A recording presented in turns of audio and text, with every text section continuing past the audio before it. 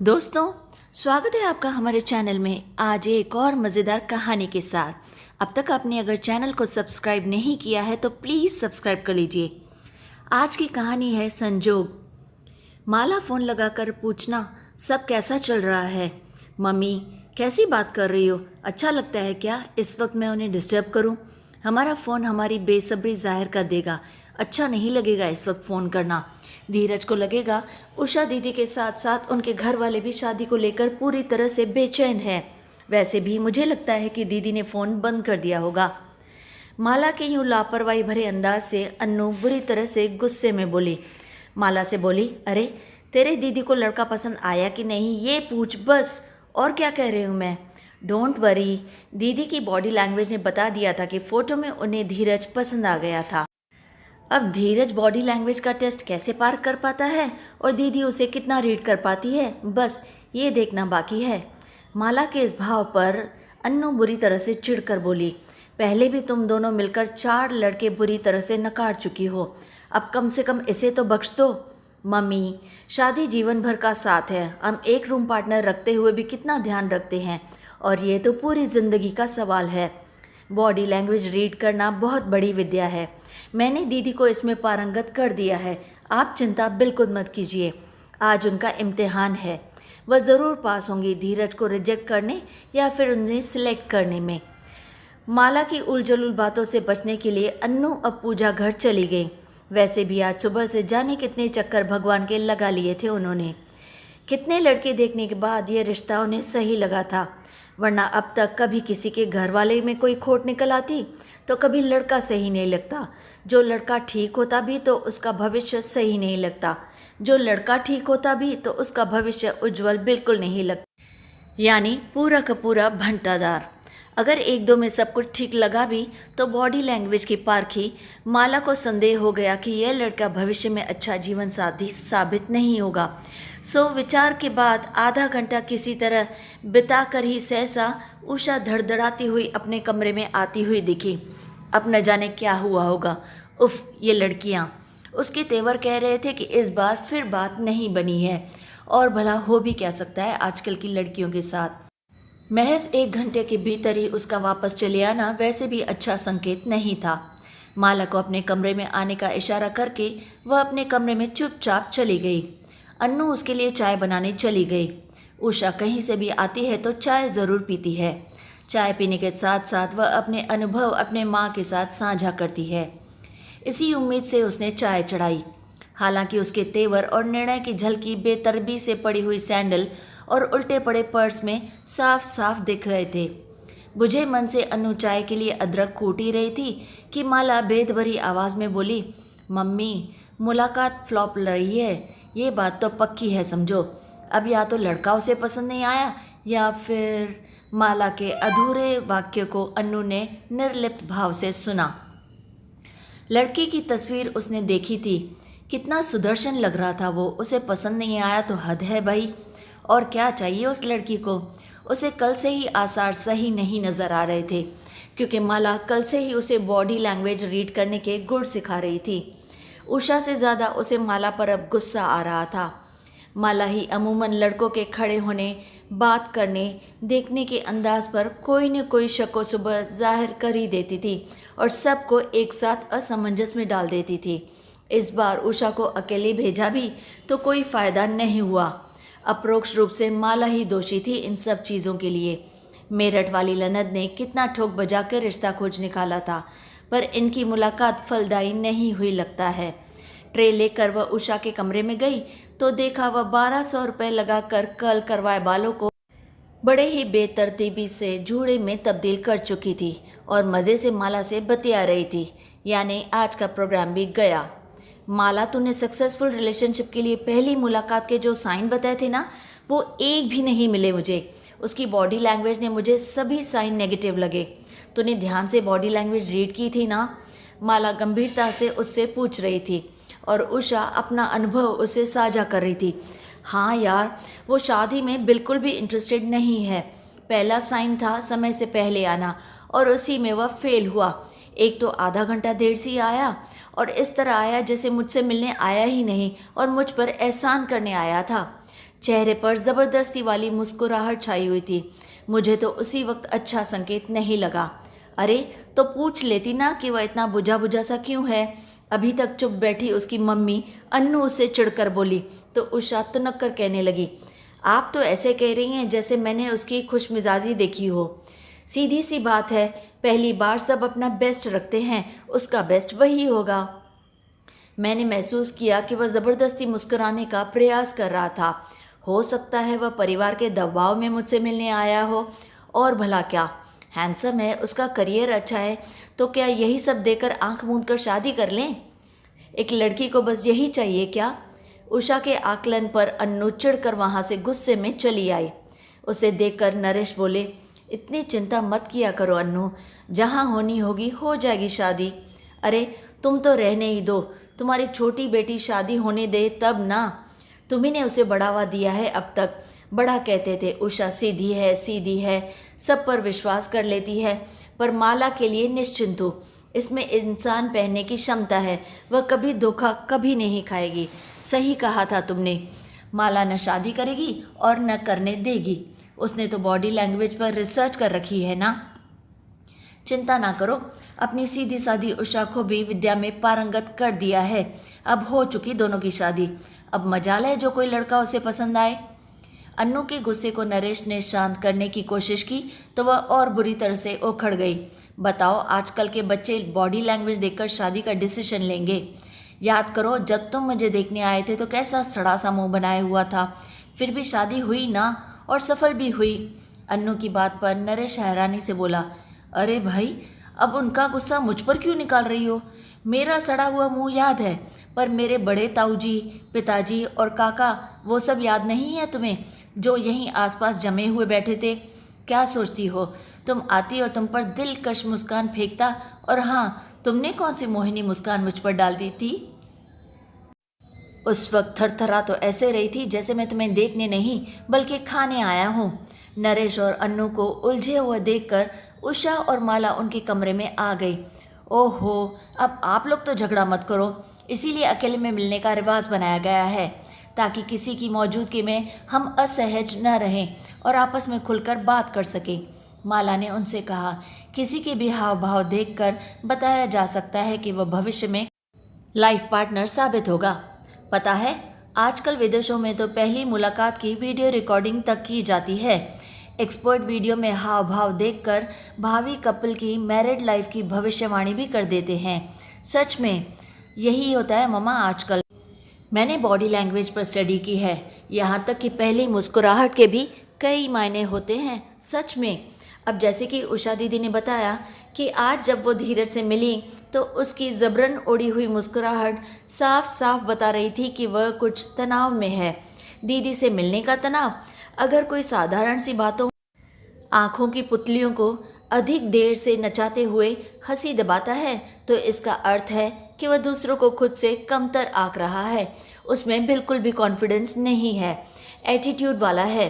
धीमे धीमे मुस्कुराने वाला अंदर बाहर से अलग है। और हाँ, अगर कोई माला बेटा छोड़ दो ये सब चीज़ें, सारी स्टडी हम लड़कों पर ही है या कुछ लड़कियों पर भी है? सहसा नरेश ने उसे टोका तो वह झटपट से बोली, की है ना पापा, लड़कियों पर भी की है। अगर लड़की खुलकर हंसे तो मतलब बिंदास, वह अपनी कोई कमी छिपाने में विश्वास नहीं करती है। अगर वह लगातार मुस्कुराए मतलब वह अपनी अच्छी इमेज बनाना चाहती है दूसरों पर। और अगर बस बस बस, अरे चुप हो जा मेरी माँ, बॉडी लैंग्वेज पढ़ पढ़कर 4 लड़के अब तक नकार चुकी है। सहसा अन्नू अपना माथा पकड़कर बोली तो उषा उसके गले में बाहें डालकर कहने लगी, मुझे तो 5वां पसंद आ ही गया था, पर क्या करूं मम्मा, उसका देर से आना, कुछ हड़बड़ाया सा रहना, और हाँ, जब मैंने चलने को कहा तो उसका मुझसे नहीं रोकना, वहाँ से निकलने के लिए झट तैयार हो जाना, यह सब देखकर बड़ा ही अजीब लगा था। वरना मैंने तो उन्हें पसंद कर ही लिया था, फ़ोन पर भी तो ठीक ही लगा था। उषा मानो खुद से बातें करने लगी थी कि तभी अन्नू की आवाज़ आई, माँ हूँ तेरी बॉडी लैंग्वेज अच्छे से समझती हूँ। तुझे धीरज अच्छी तरह से पसंद है, फिर नखरे क्यों कर रही है? नहीं नहीं मम्मी, मेरी लाइफ का सवाल है, मुझे थोड़ा वक्त चाहिए, उषा धीमे से बोली कि तभी फ़ोन की घंटी अचानक से बज उठी। हेलो, अच्छा कब कल? जी जी ज़रूर, कहते हुए उसने फ़ोन रखा। चेहरे पर कई तरह के रंग आए और गए। सभी की प्रश्नवाचक नज़रें खुद पर टिकी देखकर वह धीरे से बोली, धीरज की मम्मी थी, कल उनकी शादी की सालगिरह है, भुवन विला में पार्टी है, हमें बुला रही है, क्या करें? अन्नू की बात पर माला चहकी। भुवन विलास पर? वाह, वहाँ की तो एक कॉफ़ी भी 1,000 रुपये की है, ज़रूर चलेंगे, वहाँ का एम्बियंस देखेंगे, कुछ सेल्फी वेल्फी खींचेंगे और वापस आ जाएंगे। माला का उत्साह देखकर कुछ नानुकुर के बाद उषा ने भी हामी भर दी। दूसरे दिन धड़कते दिल से अन्नू सबके साथ भुवन विला पहुंची तो देखा धीरज के माता पिता उनके स्वागत में खड़े थे। उसने भी ध्यान दिया, धीरज सहज नहीं था। शायद उषा ने सही अंदाज़ा लगाया था। यह सोचकर अन्नू कुछ आश्वस्त हुई, न कहने में भी कोई मलाल नहीं रहेगा। अपने माता पिता के कहने पर वह काफ़ी हड़बड़ी में उनकी डाइनिंग एरिया तक ले गया। डीजे की तैयारियां देखकर नाच गाने के प्रोग्राम का भी उन्हें अंदाज़ा लगाया। कुछ हड़बड़ी में धीरज उनको वहां बैठाकर चला गया। उसके चेहरे का तनाव साफ साफ नज़र आता था। देखो मम्मी, इसकी चाल देखो, कितनी जल्दी जल्दी चल रहा है, जैसे मैं मरी जा रही हूँ इसके पीछे, उषा ने चिढ़कर उसकी तरफ देखकर कहा। फिर वह माला के साथ पार्टी एंजॉय करने में व्यस्त हो गई। अन्नू वॉशरूम गई तो धीरज को देखा। वह कुछ बेचैन सा लग रहा था। उसे देखकर अन्नू ने उसे कहा, धीरज बेटे, सब ठीक तो है ना? कोई बात है तो कहो हमसे। यह सुनकर वह जबरन ओढ़ी हुई मुस्कान के साथ बड़ी हड़बड़ी में कहने लगा, आंटी, मैं अभी कुछ जल्दी में हूँ, आपसे बाद में बात करता हूँ। यह कहते हुए वह तेज़ी से होटल के ऊपर बने हिस्से में चुपचाप निकल गया। 1-1.5 घंटा हो गया, फिर भी धीरज नहीं दिखा। उसका व्यवहार निस्संदेह संदेह के घेरे में था। पार्टी में अन्नू और नरेश का मन बिल्कुल भी नहीं लग रहा था।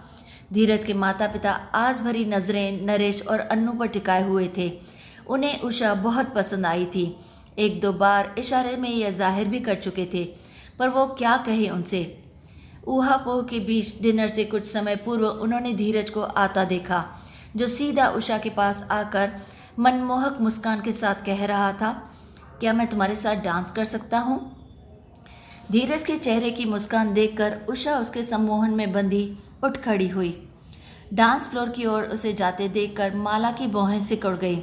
मामा, उषा दीदी को एकदम से नहीं जाना चाहिए था, और इस धीरज को तो देखो, ये ज़रूरत से ज़्यादा हंस रहा है, यानी अपनी घबराहट को छुपाने के लिए लगातार कोशिश कर रहा है। देखना, डांस के बहाने ये उषा को कुछ तो ज़रूर बताएगा। अन्नू ने भी महसूस किया कि दोनों डांस के हल्के फुल्के स्टेप करते हुए आपस में लगातार बातें कर रहे थे। उषा के चेहरे पर अब हैरानी के भाव थे। हाँ, शायद वह किसी और से कमिटेड है, तभी तो इतनी ध्यान से बातें कर रहा है। सुनिए, माला ठीक ही कहती थी, इसकी बॉडी लैंग्वेज संदेह उत्पन्न करती है, रहने ही देते हैं।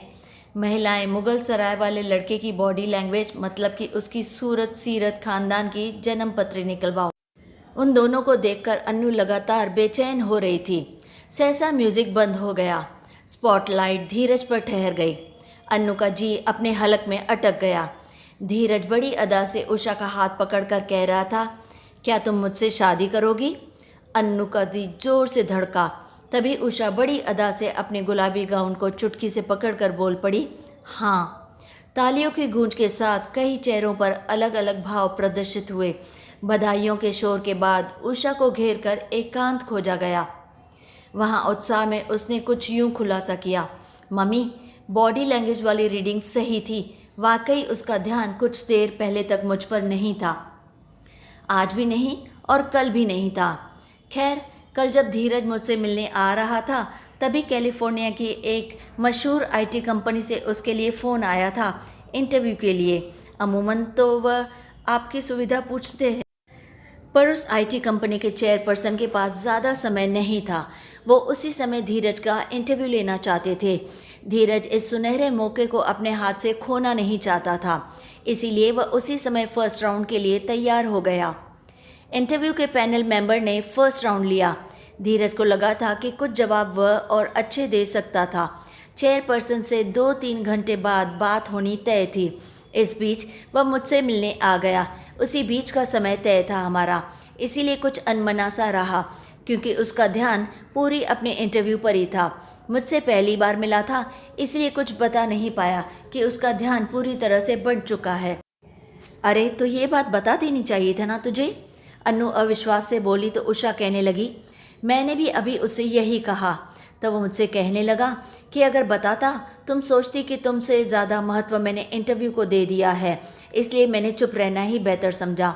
मेरा पहला इम्प्रेशन ख़राब हो जाता, इसीलिए सिचुएशन थोड़ी अजीब हो गई थी। अरे ये क्या बात हुई, इंटरव्यू तो था ही ज़रूरी, इसमें कौन सी दो राय थी, अन्नू झुंझलाती हुई बोली। तो उषा उससे कहने लगी, अरे ममा अब तो सब क्लियर हो गया है ना, अब क्यों टेंशन ले रही हो आप। और हाँ, चेयरपर्सन मिस्टर भावेजा के साथ उसका इंटरव्यू कल भी नहीं हो पाया था। आज जब हम यहाँ हॉल में पहुँचे तो कमोवेश कल वाली ही सिचुएशन थी, यानी कि वह अपने इंटरव्यू का ही इंतज़ार कर रहा था। वह मिल तो सबसे रहा था पर ध्यान कहीं और था। कुछ देर पहले ही हुआ था उसका इंटरव्यू और वो भी पूरी तरह से सक्सेसफुल। धीरज को कैलिफोर्निया बुलाया गया है। शादी के बाद मैं भी उसे ज्वाइन करूँगी। धीरज बहुत खुश है और मैं भी। हे भगवान, इतनी सी बात थी जो बॉडी लैंग्वेज समझने की जगह उससे बात कर रही होती तो उसकी उलझन पूछ लेती उससे। और क्या दिमाग खराब कर रखा था तुम दोनों बहनों ने, तो इतनी गलतफहमियां ही ना होती और दोनों ने एक दूसरे को प्रपोज भी कर दिया। अन्नू की झुंझलाहट में प्रसन्नता साफ साफ झलक रही थी और माला अभी भी वहीं पर अटकी हुई थी, यानी बॉडी लैंग्वेज का विश्लेषण ही कर रही थी। उषा दीदी उसकी प्रपोजल का जवाब कुछ देर से देती तो शायद। माला के मुंह से निकलना ही था कि उषा ने उसे देर से ही सही पर एक चपत मार दी और उसका मुंह दबा दिया। दोनों बहनों के बीच होती चुहल देखकर नरेश और अन्नू बेसहाकता हंस पड़े। तो दोस्तों अब बताइए कैसी लगी आपको यह कहानी। अब तो जाकर सब्सक्राइब कर ही लेंगे ना हमारे चैनल को। जी हाँ, आपकी एक छोटी मदद से हमारी फैमिली और भी ज़्यादा बड़ी हो जाएगी। और हाँ, अगर कहानी अच्छी लगे तो लाइक और शेयर ज़रूर करें और कमेंट्स में हमें अपनी राय भी ज़रूर बताइए। और फिर रोज़ की तरह लाइक, शेयर एंड सब्सक्राइब।